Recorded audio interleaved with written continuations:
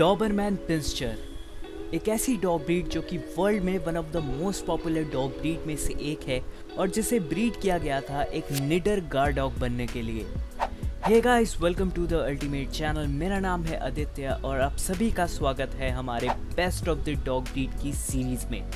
आज के इस एपिसोड में हम बात करने वाले हैं डॉबरमैन पिंस्चर के बारे में।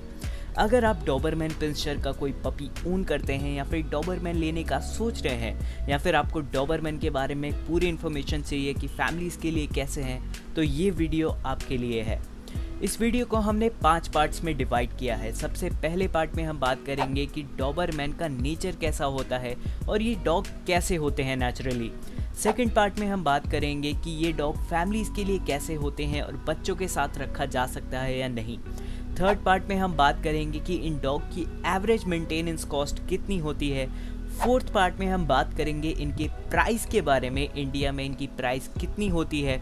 और फिफ्थ में हम बात करेंगे ओवरऑल कंक्लूजन के बारे में कि ये डॉग ब्रीड डॉबरमैन पिंस्चर आपके लिए सही है या नहीं है। So without wasting any time जल्दी से स्टार्ट करते हैं हम अपने पहले फैक्ट के साथ कि डॉबरमैन का नेचर कैसा होता है। सबसे पहले डॉबरमैन पिंस्चर की अपीयरेंस की बात करें तो इनके जो ईयर्स कटे हुए होते हैं, क्रॉप्ड होते हैं, उनका फेस देख के ऐसा लगता है कि हाँ, ये बहुत ही डेंजरस डॉग है। और लोगों ने बहुत ही ये धारणा बना रखी है कि डॉबरमैन बहुत ही डेंजरस होते हैं, अपने ओनर को काट लेते हैं, डॉग को काट लेते हैं दूसरे, या फिर अपने फैमिली मेम्बर्स पे अटैक कर देते हैं, जो कि लोगों की काफ़ी सारी ऐसी अजम्पशंस बनी हुई है। एक तो इनके ईयर क्रॉप रहते हैं, टेल क्रॉप रहती है, जिस वजह से ये और भी ज़्यादा खूंखार दिखते हैं। आप ईयर के साथ एक डॉबरमैन को देखिए और एक क्रॉप्ड ईयर के साथ डॉबरमैन को देखिए, आपको खुद ही पता चल जाएगा कि ज़रा सी छेड़छाड़ करने से ये डॉग की जो रेपुटेशन है वो कैसे एक क्यूट डॉग से एक डेंजरस डॉग में बदल जाती है। वैसे नेचर की बात करें तो ये डॉग जो है काफ़ी इंटेलिजेंट होते हैं और इनको as a guard dog breed किया गया था। बट जैसे कि पहले मेंशन किया, काफ़ी लोग डरते हैं कि डॉबरमैन एक अच्छा डॉग नहीं है, फैमिलीज़ के साथ नहीं रखा जा सकता। तो मैं बताना चाहूँगा कि ये सारे लोगों के अजम्पशंस है, आप अफवाह कह सकते हैं। बहुत से ऐसे डॉबरमैन हैं जो कि फैमिलीज़ के साथ अच्छी तरीके से घुल मिल के रहते हैं और इनकी लॉयल्टी के तो चर्चे ही बहुत ज़्यादा है। ये अपनी जान देने तक के लिए तैयार हो जाते हैं अगर ओनर पे कोई प्रॉब्लम आती है तो। लेकिन कुछ डॉग्स ऐसे हैं जो कि बैड ओनर्स की वजह से वो दूसरों पे अटैक कर देते हैं, ओनर संभाल नहीं पाते तो दूसरे पे चढ़ जाते हैं या फिर किसी को काट लेते हैं। तो कुछ डॉग की वजह से ये जो पूरी डॉग ब्रीड है इनका नाम खराब हो जाता है। वो कहते हैं ना कि एक मछली पूरे तालाब को गंदा कर सकती है, तो वैसा ही कुछ आप समझ लीजिए, जो भी कहावत है वो। तो देखा जाए तो डॉबरमैन बहुत ही अच्छे गार्ड डॉग होते हैं और अगर आप फैमिली के लिए ढूंढ रहे हैं एक अच्छा गार्ड डॉग तो आप डॉबरमैन लेने का सोच सकते हैं। ये काफ़ी इंटेलिजेंट होते हैं तो इनको ट्रेनिंग देना भी बहुत ही ज़्यादा आसान होता है, काफ़ी ओबीडियंट होते हैं और अपने ओनर के लिए हद से ज़्यादा लॉयल होते हैं। अब बात करते हैं हमारे सेकेंड पॉइंट कि ये फैमिलीज़ के लिए कैसे होते हैं। सो गाइस, डॉबरमैन एक अच्छे गार्ड डॉग तो होते ही हैं, साथ साथ ये फैमिलीज़ के लिए जिनके पास बच्चे हैं या फिर जिनके घर में दूसरे पेट्स हैं उनके लिए भी एक काफ़ी अच्छे डॉग ब्रीड हो सकते हैं।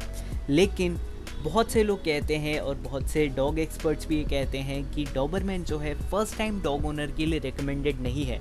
वो क्यों नहीं है? क्योंकि ये डॉग ब्रीड को अगर अच्छे से ना संभाला गया, अच्छे से एक्सरसाइज ना करवाई गई तो ये एग्रेसिव हो भी सकती है। तो इस वजह से कहा जाता है कि जिन लोगों को डॉग्स के साथ एक्सपीरियंस नहीं है तो वो लोग इस डॉग ब्रीड को प्रेफर ना करें तो ही अच्छा है। बट अगर आप इस डॉग की मेंटल हेल्थ जो है वो अच्छी तरीके से मेंटेन करके रखें, इसको बिज़ी रखें, इसको ट्रेनिंग दे, इसको रोज़ कम से कम नहीं तो दिन में 2 बार आधे घंटे की लॉन्ग वॉक पे लेके जाए, एक्सरसाइज करवाए, रनिंग करवाए, जिससे कि इसकी मेंटल हेल्थ जो है वो अच्छी बनी रहे फिज़िकल हेल्थ के साथ साथ, तो ये डॉग बिल्कुल भी एग्रेसिव नहीं होगा। इसके बारे में मैं आपको बता सकता हूँ, क्योंकि डॉग को समझने के लिए आपको पहले वो चीज़ें अपने साथ भी इमेजिन करनी पड़ेगी। फॉर सपोज़ कीजिए आप अगर अपने डॉग को एक्सरसाइज नहीं करवाते, घर पे रखते हैं, ट्रेनिंग नहीं देते, उसकी मेंटल हेल्थ जो है ज़रूरी है, जो उसकी लिए चीज़ें वो सारी चीज़ें नहीं करते, तो ये आपके लिए भी इस तरीके से हो गया कि आप लॉकडाउन में पड़े हुए हैं एक ही कमरे में और आपसे फ़ोन भी छीन लिया गया है, आपके पास कुछ करने को है नहीं, तो ऑब्वियस ही बात है कि आप भी फ्रस्ट्रेटेड हो जाएंगे। तो वैसे ही डॉग्स के साथ होता है, अगर वो घर पे ही रहेंगे, बाहर नहीं जाएंगे, ज़्यादातर घूमेंगे फिरेंगे नहीं, उनके लिए तो ये चीज़ें ही एंटरटेनमेंट है ना, कि इधर से उधर घूमना, भागना, दौड़ना, थोड़े टाइम के लिए ही हो, बट यही चीज़ें उनको हेल्दी रखती है। सो मेक श्योर कि अगर आप डॉग के लिए, इस डॉग ब्रीड के लिए पूरी तरीके से टाइम निकाल पाए तो ही इस डॉग ब्रीड को ले। बाकी बच्चे हर किसी के साथ ये इजीली मैनेज कर लेंगे। फैमिली डॉग काफ़ी अच्छे होते हैं और गार्ड डॉग भी बहुत ही ज़्यादा अच्छे होते हैं। अब बात करते हैं इनके एवरेज मेंटेनेंस कॉस्ट की, हमारी थर्ड कैटेगरी। तो देखा जाए तो जैसे कि मैं हर वीडियो में बोलता हूँ कि ये ओनर टू ओनर डिपेंड करता है कि कौन कितना पैसा खर्च करना चाहता है अपने डॉग के ऊपर। कोई एक डॉग ब्रीड लेता है, फिर उसके बाद उसको ऐसे ही रख देता है, घर का खाना देता है, फिर उसकी बॉडी इतनी अच्छी तरीके से मेंटेन नहीं होती, आगे चल के काफ़ी सारी प्रॉब्लम्स भी आने लग जाती है। सो इन सारी चीज़ों से टैकल करने के लिए मैं आपको सिंपल सा सजेशन देता हूँ। अगर आप घर का खाना दे रहे हैं तो मेक श्योर कि आप उसके लिए मल्टीविटामिन सप्लीमेंट्स और बाकी जो भी कैल्शियम वगैरह की ज़रूरत है वो बाहर से ले, सप्लीमेंट्स के तौर पे। अगर आप लेना चाहते हैं अपने डॉग के लिए तो मैं डिस्क्रिप्शन में लिंक दे दूँगा, आप वहाँ से जाके ले सकते हैं। बट अगर आप जो है बाहर का पैकेज्ड फूड देते हैं तो उसमें इंग्रेडिएंट्स जो है वो पढ़ लीजिए, कैल्शियम कितना है, प्रोटीन कितना है, उस हिसाब से डॉग की जो बॉडी वेट है उस हिसाब से लिखा हुआ रहेगा। बाकी अगर आप उसमें भी अलग से विटामिन्स जो है ऐड करना चाहे तो उसके लिए भी आप सप्लीमेंट्स ले सकते हैं। अब अगर मोटा मोटी खर्चा पकड़ के चले तो आप कह सकते हैं कि 4000 से लेके 8-10 हज़ार के बीच तक खर्चा आ सकता है, डिपेंड करता है ओनर टू ओनर। तो ये चीज़ें एक एवरेज कॉस्ट जो है आप अपने माइंड में पहले से लेके चलिए कि आप अपने डॉग को किस तरीके से संभाल सकते हैं, किस तरीके से मेंटेन रखना चाहते हैं, तो उस हिसाब से प्राइस ऊपर नीचे हो सकता है। सो अब बात करते हैं डॉबरमैन की प्राइस के बारे में, हमारी फोर्थ कैटेगरी। देखा जाए तो आराम से आपको मार्केट में डॉबरमैन जो पेट क्वालिटी का, नॉर्मल क्वालिटी का होता है, वो आराम से आपको 15 से लेके 20 हज़ार रुपये तक में मिल जाएगा। कम में भी मिल जाता है कभी कभार, लैब्राडोर की प्राइस में 12-13 हज़ार रुपये के आसपास। बट मुझे नहीं लगता कि शायद से उसकी क्वालिटी उतनी ज़्यादा अच्छी होगी। मैं ये मानता हूँ कि एक एवरेज प्राइस जो होती है 15 से लेके 20 हज़ार रुपये के आसपास, इसमें आपको एक डिसेंट सी अच्छी क्वालिटी का डॉग मिल जाएगा। बट काफ़ी ऐसे ब्रीडर होते हैं जो अपनी रेपुटेशन बढ़ाना चाहते हैं, अच्छी सर्विस देना चाहते हैं लोगों को, जो बायर्स है, ताकि वो दूसरे लोगों को भी, बायर्स को भी अट्रैक्ट करे। तो इसीलिए वो अच्छी क्वालिटी का डॉग भी एक अच्छी प्राइस पे बेचते हैं। जैसे मैंने मेंशन किया कि 15-14 हज़ार या फिर 13 हज़ार रुपये में भी आपको एक अच्छा डॉबरमैन मिल सकता है अगर आप अच्छी रिसर्च करें तो।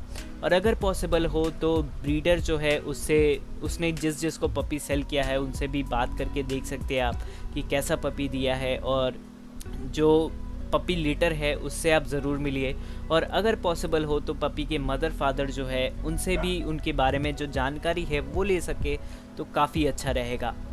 तो थोड़ी बहुत रिसर्च है, एक डॉग लेना इतना आसान काम नहीं है, थोड़ी बहुत रिसर्च है जो आपको करनी पड़ेगी। बाकी अगर आप कोई डॉग अडॉप्ट करना चाहे, कोई स्ट्रीट डॉग अडॉप्ट करना चाहे तो वो बहुत ही अच्छा काम होगा।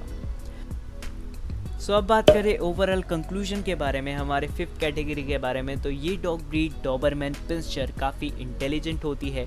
ट्रेनिंग इस डॉग को देना ज़रूरी है, चाहे बेसिक ट्रेनिंग, ओबीडियंस ट्रेनिंग हो, बट देना ज़रूरी है। सोशलाइजेशन अच्छे से करवानी पड़ेगी। ये डॉग ब्रीड काफ़ी एनर्जेटिक होती है तो इस डॉग ब्रीड को काफ़ी टाइम देना पड़ेगा। मीडियम टू लार्ज साइज़ के होते हैं, अपार्टमेंट में रखे जा सकते हैं, बट डेली का जो एक्सरसाइज रूटीन है, दिन में 2 से या फिर 3 बार टाइम जो है आपको वॉक पे लेके जाना पड़ेगा, एक्सरसाइज करवानी पड़ेगी। और शेडिंग सीज़न में उतनी ज़्यादा प्रॉब्लम नहीं आती क्योंकि इनका काफ़ी स्मॉल कोट होता है और अच्छी प्राइस रेंज में आते हैं। अगर आप एक गार्ड डॉग प्रेफर करते हैं अपने घर के लिए तो ये डॉग ब्रीड आप ले सकते हैं। सो गाइस, यही था हमारा आज का best of the dog breed का एपिसोड। अगर आप कोई और दूसरे डॉग ब्रीड के बारे में जानना चाहते हैं तो नीचे कमेंट करके ज़रूर बताएं। अगर आप मुझे पर्सनली मैसेज करना चाहते हैं तो मैंने इंस्टाग्राम की आईडी अपनी डिस्क्रिप्शन में दी हुई है, आप जाके मैसेज कर सकते हैं। और अगर आपको ये वीडियो अच्छी लगी तो लाइक करें इस वीडियो को, सब्सक्राइब करें हमारे इस चैनल को और वो बेल आइकन ज़रूर दबाएं हमारी आगे आने वाली वीडियोस देखने के लिए। तब तक के लिए टेक केयर, बाय बाय।